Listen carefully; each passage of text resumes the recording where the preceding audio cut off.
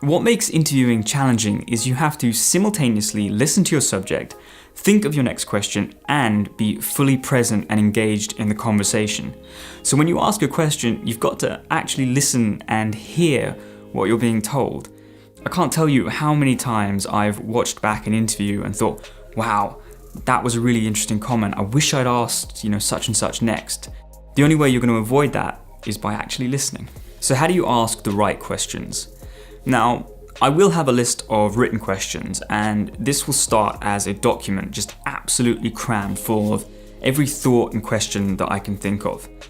To fill that document, I will read directly about the person or subject the interview is on, but I'll also spend a lot of time reading books and articles or listening to podcasts and other videos that are only tangentially related. I think that's an effective way to find provoking questions that will take your interview in an interesting direction. So here, for example, I was interviewing the president of the Acropolis Museum about the Parthenon marbles. But instead of asking him directly about the missing marbles, which is a story that's been told many times, I asked him about the empty spaces in the museum. I can understand that empty areas are necessary for life. And so the interview became this meditation on absence, and it was just a different perspective on a well-known story. So once I've filled my big document, I will cut that down to around 7 to 10 questions. And that's usually enough to sustain a 45-minute to an hour-long interview. And then I'll write them all down in a notebook and have that with me in the interview.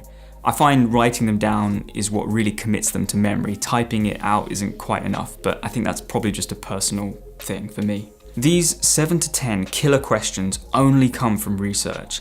I can't stress how important that is, to research everything you can around a person and topic that you're making your film on.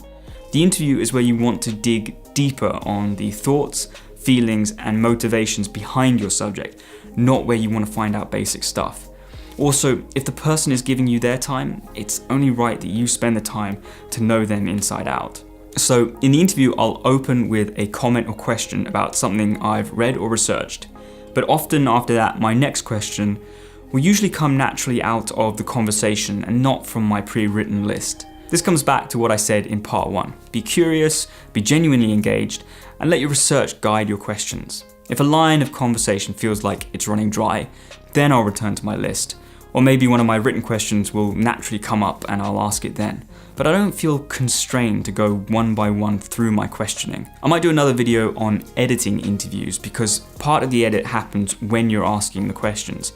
You have to have some awareness of the general arc of your film, and that will guide your questioning. Although I will say that whatever arc or direction I think I want my film to go, it never ends up going that way. But still, it helps to have a target. The final thing is knowing when not to ask a question. You feel that uncomfortable silence? A helpful strategy is sometimes not say anything at all. If your subject says something and you want them to expand on that, try not asking a follow-up question. Just nod and wait. Hopefully they'll fill that silence with the profound insight you're looking for.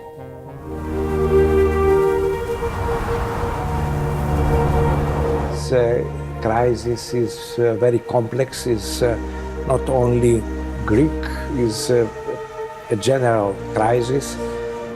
We see that everything changes.